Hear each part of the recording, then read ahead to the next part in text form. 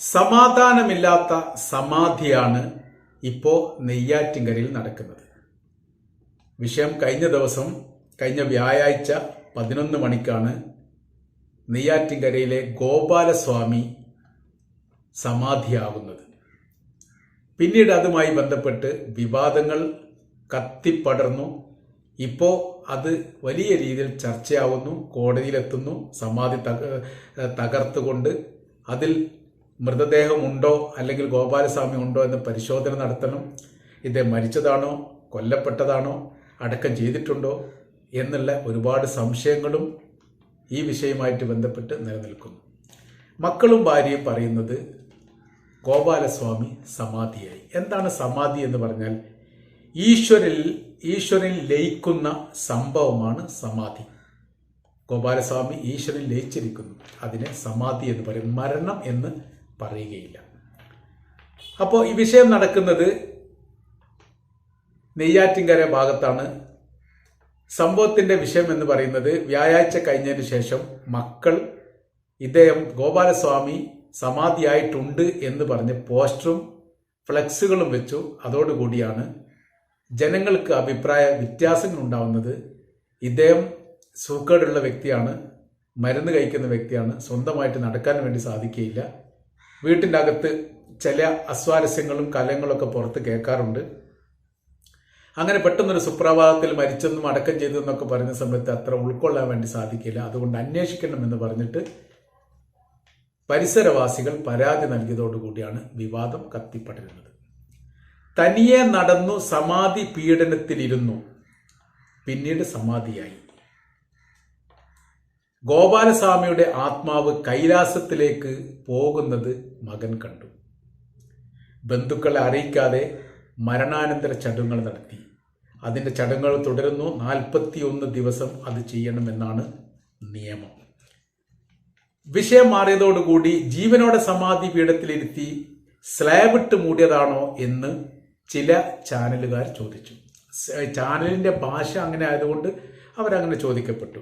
അതല്ലെങ്കിൽ വീട്ടിൽ നിന്ന് മരിച്ച ശേഷം കൊണ്ടുവന്ന് അടക്കം ചെയ്തതാണോ എന്ന ചോദ്യവും വന്നു. മൂന്നാമത്തെ ഒരു ചോദ്യം എന്ന് പറഞ്ഞാൽ സമാധിയുടെ അകത്ത് ഇദ്ദേഹം ഉണ്ടോ എന്ന് പരിശോധിക്കണ്ടേ എന്നുള്ള കാര്യമാണ്. അപ്പോൾ ഒരാൾ മാൻ മിസ്സിങ് പോലെയുള്ള കാണാതായിരിക്കുന്നു എന്ന തരത്തിൽ കണ്ടെത്താനുള്ള എന്ത് സംവിധാന കാര്യങ്ങളാണ് ചെയ്തത്, അത് നാട്ടുകാർക്കും അതിന് ബാധ്യതയുണ്ട് എന്ന തരത്തിലാണ്. മറ്റൊരു രീതിയിൽ പറഞ്ഞാൽ കോടതിയുടെ പരാമർശവുമായിട്ട് ബന്ധപ്പെട്ട് മക്കളും ഭാര്യയൊക്കെ സമാധിയുമായി ബന്ധപ്പെട്ട കാര്യത്തിന് വിശ്വാസ പ്രമാണത്തിൽ ഇടപെടാൻ പറ്റില്ല എന്ന് പറഞ്ഞിട്ട് നീതി തേടി ഹൈക്കോടതിയെ സമീപിച്ചു. ഹൈക്കോടതി ചോദിക്കപ്പെട്ട ഒരു പ്രസക്തമായിരിക്കുന്ന ഒരു ചോദ്യം, മരണ സർട്ടിഫിക്കറ്റ് എവിടെ? ആള് മരിച്ചാൽ വീട്ടിൽ നിന്നാണെങ്കിലും ആശുപത്രിയിൽ നിന്നാണെങ്കിലും എവിടെ നിന്നാണ് മരിച്ചാൽ ആള് മരണപ്പെട്ടിട്ടുണ്ട് എന്നൊരു സർട്ടിഫിക്കറ്റ് ഉണ്ടാകുന്ന സമയത്ത് മാത്രമേ ഭൂമിയുടെ അവകാശവുമായിട്ട് ബന്ധപ്പെട്ട കാര്യത്തിൽ പോലും ഇടപെടാൻ സാധിക്കൂ. ഒരു പിതാവ് മരണപ്പെടുന്ന അംഗീകാരം ഉണ്ടാകുന്ന സമയത്താണ് സ്വത്തവകാശത്തിന്റെ വിഷയത്തിലൊക്കെ കിടക്കുക. അങ്ങനെയാണെങ്കിൽ മരണ സർട്ടിഫിക്കറ്റ് അവിടെ, മരണ സർട്ടിഫിക്കറ്റ് ഇല്ല. അങ്ങനത്തെ ഒരു വിഷയമുണ്ട്. അപ്പോൾ നിയമവ്യവസ്ഥയെ വെല്ലുവിളിക്കുന്ന തരത്തിലുള്ള ഇത്തരം പ്രവർത്തികൾ അങ്ങനെ 100% കോടതി ശരിവെച്ചിട്ടില്ല. ജില്ലാ അന്വേഷണ ഉദ്യോഗസ്ഥരോട് അന്വേഷണം തുടരാനും FIR ഇടാനും സമാധി പൊളിച്ചുകൊണ്ട് അന്വേഷണം നടത്തുന്നതുമായി ബന്ധപ്പെട്ട കാര്യത്തെക്കുറിച്ച് പറഞ്ഞിട്ടുണ്ട് എന്ന് പറയുന്നു. അതെങ്ങനെ അതിന്റെ പൂർണ്ണമായിരിക്കുന്ന വിവരങ്ങളൊന്നും പുറത്തു വന്നിട്ടില്ല. അപ്പോൾ ഈ പറയുന്ന കാര്യം അച്ഛൻ ബ്രഹ്മത്തിലേക്ക് ലയിച്ചിരിക്കുന്നു, ഇനി മടക്കമുണ്ടാവില്ല, സമാധിയാണ് ഇനി ആശ്രയം. ഇവിടെ ഒരു അമ്പലം നിർമ്മിക്കണം, അതുമായിട്ട് ബന്ധപ്പെട്ട കർമ്മങ്ങളും കാര്യങ്ങളൊക്കെ ചെയ്യണം എന്നുള്ള തരത്തിലേക്കാണ്. അപ്പോൾ എന്നാൽ മക്കള് ഇദ്ദേഹമായിട്ട് നല്ലൊരു ബന്ധത്തിലല്ല എന്നുള്ള അഭിപ്രായം ഇതിനോടനുബന്ധിച്ച് തന്നെ പുറത്തു വരികയും ചെയ്തിട്ടുണ്ട്. അപ്പോൾ ഇപ്പോഴത്തെ ഈ വിഷയം എന്ന് പറയുന്നത് മരണ സർട്ടിഫിക്കറ്റ് കോടതി ചോദിച്ചു. അനുയോജ്യമായ സമയത്ത് വേണ്ട തരത്തിൽ ഇടപെട്ടുകൊണ്ട് ഈ വിഷയത്തിൽ അന്വേഷണം തുടരുമെന്ന് കലക്ടർ പറഞ്ഞതായിരിക്കുന്ന വിവരങ്ങൾ പുറത്തു വന്നു. കഴിഞ്ഞ വ്യാഴാഴ്ചയുള്ള ഈ സംഭവവുമായിട്ട് ബന്ധപ്പെട്ട് ഈ 2-3 ദിവസമാണ് ഈ വിഷയം ചൂട് പിടിച്ചത്. കാരണം അയൽക്കാർ പരാതിക്കാരാണ്. ഇദ്ദേഹം ആരോഗ്യപരമായി വലിയ ബുദ്ധിമുട്ട് അനുഭവിക്കുന്ന ആളാണ്, ചികിത്സാ സംബന്ധമായിരിക്കുന്ന വിഷയങ്ങളൊക്കെ ഉള്ള ആളാണ്. പെട്ടെന്ന് സുപ്രഭാതത്തിൽ കാണുന്നില്ല എന്ന് പറയുന്ന സമയത്ത് തങ്ങൾക്ക് അതിൽ ആകാംക്ഷയുണ്ട്, അതുകൊണ്ട് അന്വേഷിക്കണം എന്നുള്ള തരത്തിലാണ്. അപ്പോൾ യഥാർത്ഥത്തിൽ നെയ്യാറ്റിൻകരയുമായിട്ട് ബന്ധപ്പെട്ട വിഷയം ഇങ്ങനെ നല്ല ഒറ്റപ്പെട്ട ഒരു വിഷയമൊന്നല്ല. ഇത്തരം സംഭവങ്ങൾ പലതും ഉണ്ടാവാറുണ്ട്, പലതും തേഞ്ഞു മാഞ്ഞു പോവാറുണ്ട്, പലതും വിവാദമാവാറില്ല, അതുകൊണ്ട് ആരോട്ടും അന്വേഷിക്കാറില്ല എന്ന തരത്തിലാണ്. നിയമവ്യവസ്ഥ നിലനിൽക്കുന്ന ഒരു രാജ്യത്ത് ഇത്തരം ഒരു വിഷയങ്ങൾ ഉണ്ടാകുമ്പോൾ മരണം സ്ഥിരീകരിക്കുക എന്നുള്ളത് ഭരണാധികാരികളുടെ നിർബന്ധമായിരിക്കുന്ന കടമയാണ്. ആൾ മരിച്ചിട്ടുണ്ടോ, ആളുണ്ടോ, അത് ആൾ ഇയാൾ തന്നെയാണോ, മരിച്ചത് എങ്ങനെയാണ് എന്ന തരത്തിലും മരിച്ച് അടക്കം ചെയ്തു എന്നതുമായി ബന്ധപ്പെട്ടുള്ള വിഷയത്തെക്കാണ് ഉപരിയായിട്ട് ഇദ്ദേഹം മരിച്ചതാണോ എന്നുള്ളത് അറിയുക എന്നുള്ളത് നിയമത്തിന്റെ ആവശ്യമാണ്. അപ്പോൾ എത്ര എതിർപ്പുണ്ടായാലും എത്ര വിമർശനം ഉണ്ടായാലും തീർച്ചയായിട്ടും നമ്മുടെ രാജ്യത്തിലെ നിയമവ്യവസ്ഥയെ സംബന്ധിച്ചിടത്തോളം ഇതിന് ഈ സമാധിയും പീഠങ്ങളൊക്കെ പൊളിച്ചുകൊണ്ട് ആളെ ഉണ്ടോ ഇല്ലേ എന്ന് ഉറപ്പുവരുത്തി, ഉണ്ടെങ്കിൽ അദ്ദേഹം മരിച്ചതാണോ എന്നതുമായി ബന്ധപ്പെട്ട കാര്യങ്ങൾ എങ്ങനെ മരിച്ചു എന്നുള്ളതൊക്കെ അന്വേഷിക്കേണ്ട രീതിയിലേക്ക് കാര്യങ്ങൾ പോവുകയാണ്. അപ്പോൾ ഈ വിഷയങ്ങളൊക്കെ ഇപ്പോൾ വിവാദമായി കത്തിപ്പെടുന്ന സമയത്ത് ഇത്തരം പല സംഭവങ്ങളും ഇതിനോടനുബന്ധിച്ച് തന്നെ പല ഭാഗങ്ങളിലൊക്കെ ഉണ്ടായിരിക്കുന്ന കാര്യങ്ങളൊക്കെ നമ്മൾ പത്രത്തിൽ പല ഘട്ടങ്ങളിലൊക്കെ വായിച്ചതാണ്. അപ്പോൾ അന്ധവിശ്വാസത്തിന്റെ മൂർധന്യത്തിൽ എത്തിയിരിക്കുന്ന ഒരു പ്രവർത്തനമാണ് നടത്തിയത് എന്നൊക്കെ മീഡിയക്കാർ അഭിപ്രായപ്പെടുന്നു. അവരുടെ ഭാഷയിൽ പിന്നെ അങ്ങനെയൊക്കെ പറയാൻ വേണ്ടി സാധിക്കും. ഏതായിരുന്നാലും ഒരു വ്യക്തിയുടെ മരണം സ്ഥിരീകരിക്കപ്പെടണം എന്നുള്ളത് നിർബന്ധമാണ്.